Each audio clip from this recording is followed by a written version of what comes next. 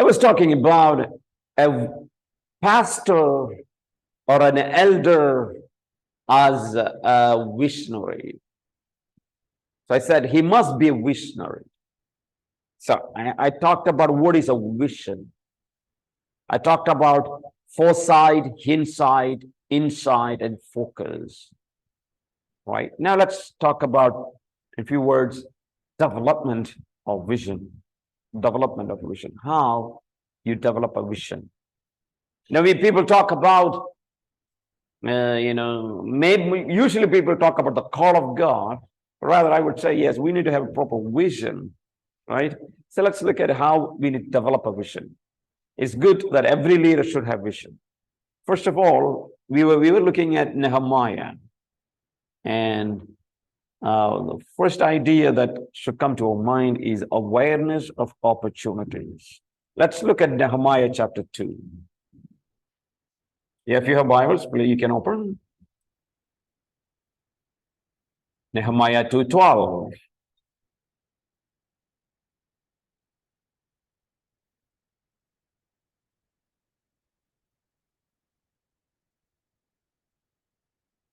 Nehemiah chapter 2:12. Okay, I will read. Then I arose in the night, I and a few men with me. I told no one what my God had put into my heart to do for Jerusalem. But there was no animal with me, but the one on which I rode. So he talks about Nehemiah. Nehemiah was someone who really understood the opportunities.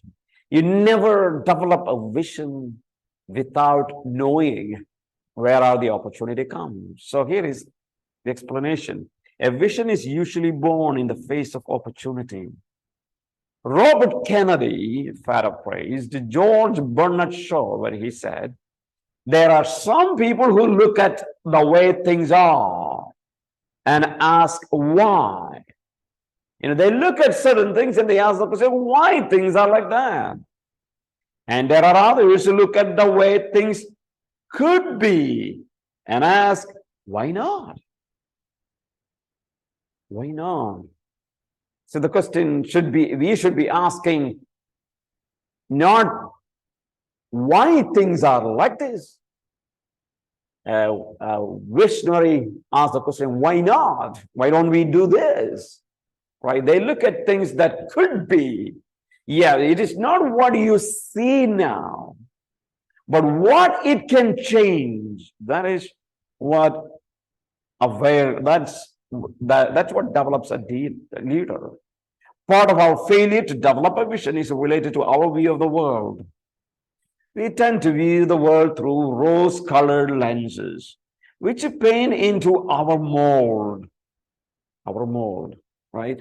We always look the world like that. That is, we overlook all the diversity that is around us. We overlook. One of the exciting moments in the church growth field is the recognition of target groups and targeted ministry. If we can start to develop an awareness of target groups around us, it will open an awareness to ministry opportunity, which I believe will help generate a vision, right? Now the question is, how do we develop an awareness of opportunity? How do we develop? One route is to seeing as he saw, looking as Jesus looked. Yes, maybe field trips and other community things in order to open up your mind to potential ministry around us. Or another is through demographic surveys which detail for you census figures, lifestyle and trends and profiles. Yes. So simply the point is this: aware of the opportunities, right? If you look for opportunities, there will be opportunities, right? So a leader, in order to develop a vision, he needs to be aware of opportunities. Second is, if you want to have a vision, appreciation of personal strength and gifts. Yeah, this is where the problem, right? Usually, vision will be short-lived and stunned if we do not have a sense of God-given ability to pursue it. If there is no gift, if I'm not done something, if you've not done something, no experience of something, and suddenly you want to do something, maybe you will be stunned, you'll be disappointed because you begin something and you are not able to be successful. This is not any sort of egoism, okay, that is, but an identification of personal giftedness and preparation by the Lord to accomplish his desires. Now, you say you want to do something. One of my professors always said this way: if God makes a bird, he will also give the ability for the bird to fly. If that is what God is making. The idea is that if God has a plan for you to do certain things, then you will have the gift to do that. So the point is, the personal giftedness is very, very important, right? Okay, so understanding what ability I have in order to develop a vision. Do I have that ability? Right? I know that people wanted to, especially in the ministry, they wanted to begin colleges, they wanted to begin Bible colleges, they wanted to begin churches, they wanted to begin this, they wanted to begin that kind of ministry, this kind of ministry, right? Well, all types of ministry is what people are looking for. Question will be, is this: do I have the ability? Right? So in order to develop a vision, ability is very important. Third, application of past experience and knowledge. Again, if you are a visionary, that means you have the experiences. You are going to step up. That means you should be experienced. And if you have no experience, for example, if you have no experience of working with someone who planted a new church, we have no experience, then you are going to plant a church would be adventurous. Right? Someone is calling you to be a pastor, but you have no experience working with a pastor, then it would be, you could end up in failure, right? So what I'm saying here is this: development of vision. Number one, awareness of opportunities. Number two, appreciation of gifts, strength and gifts. Third, application of past experience and knowledge. Fourth, just do it, action, right? Those who have vision, they will do it. They will act. They will not sit there. If someone sit there, there's no vision. So that is first one. A vision, okay? A pastor should be a visionary. Second, pastor must be communicator, right? Let's look at the necessity. Clear and consistent communication of the philosophy and the vision of the church creates a culture, establishes a set of norms which will govern the life of the church, right? So, communicating effectively as a church what we need to do and how we need to do. Now, allow me to suggest 4 potentially beneficial values of communication, right? Yes. Comprehension produces a shared interpretation of organizational events. So when you communicate clearly to your people what is going to be done, how it is going to be done, then everyone will share, understand the values of your ministry, the church ministry. Not only that, they will commit themselves to the core values and philosophy. They will not do anything what they want, but they will do what the values of the church, what church values mostly.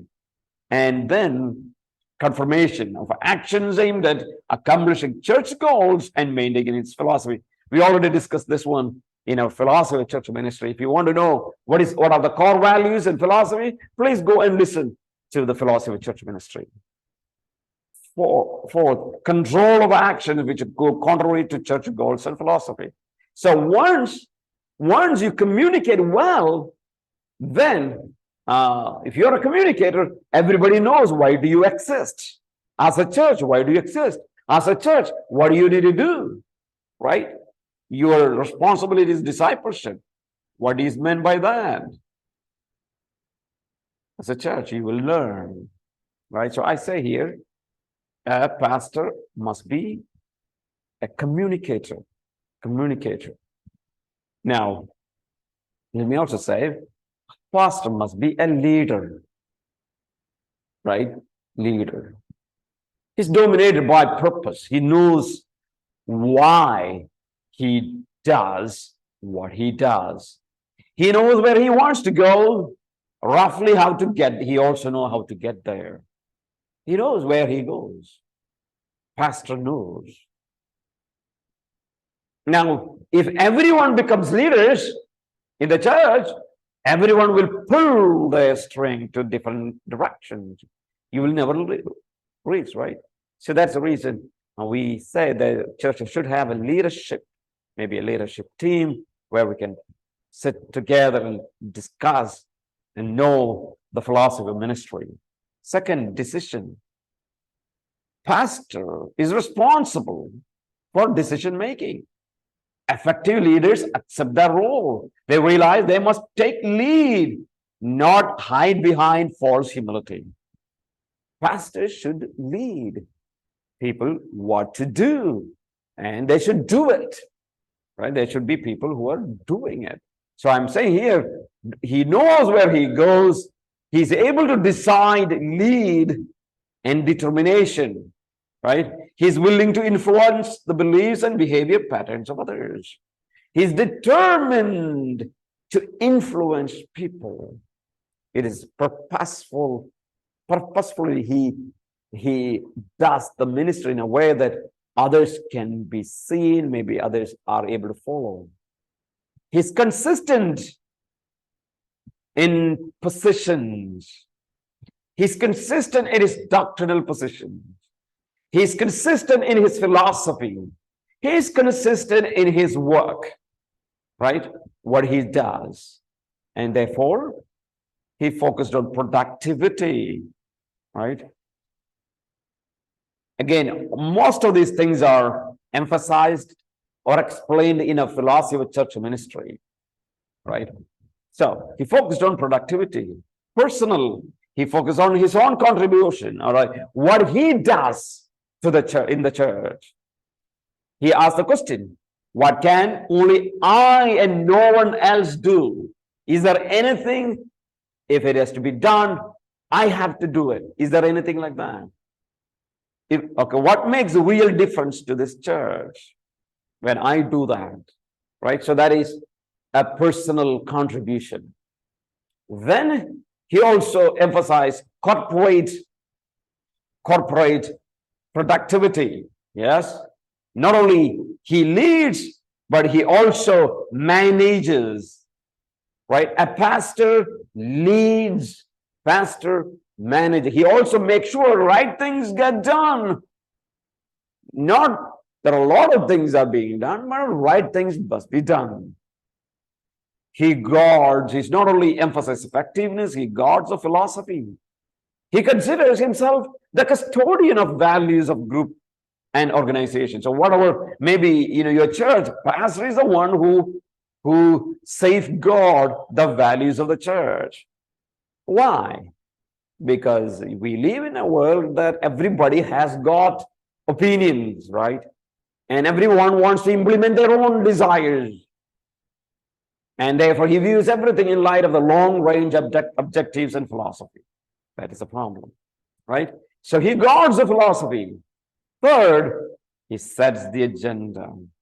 Leaders are able to translate intention into reality by aligning the energies of the organization or the people. That is what Bennett says. So he knows what others want. He knows what is there to be done. He looks at everything and then he sets the agenda for the church, right? Pastors have the responsibility. Leaders have the responsibility. So I say here, a pastor, first of all, our point is that he is a visionary. A leader must be a visionary. Second, I said, leader must be a communicator, right? Communicator. Must be able to communicate the philosophy of the church. Third, he is a leader. Someone dominated by a purpose, he's consistent in his positions, focused on productivity, right? Productivity, all right? And then the last one, he must be an equiper.